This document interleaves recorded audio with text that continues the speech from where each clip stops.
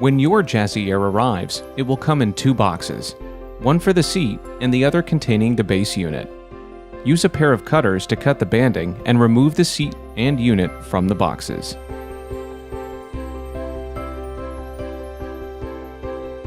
Your VR2 joystick will already have the harnessing run through the iGUS chain, and the air button with the mounting bracket will be contained in the styrofoam packaging. In the owner's packet, you will find an M6 and M4 Allen wrench, as well as the 4 bolts and 4 washers to attach the seat to the base. Remove the shroud in order to access the right battery box. Remove the right battery box by unscrewing the 2 yellow knobs and connect the battery connectors. The Jazzy Air will only come with the right side disconnected. Power up the unit with the joystick and press the mode button, and elevate the actuator to its highest position to make it easier to bolt the seat on.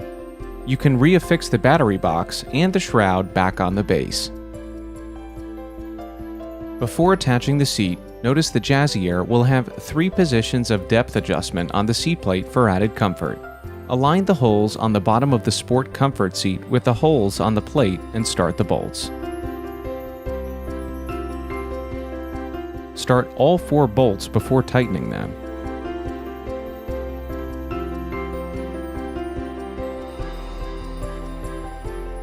After you have tightened your bolts, adjust the height of the armrests so that there is enough clearance to raise them up and down.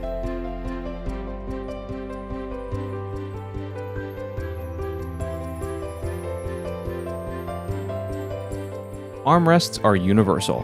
When it comes to right or left joystick mounting, place the joystick in the armrest and tighten the set screw. Repeat this process when mounting the air button under the other armrest. Mount the air button to the bracket before securing the armrest using the 3M hook and loop provided.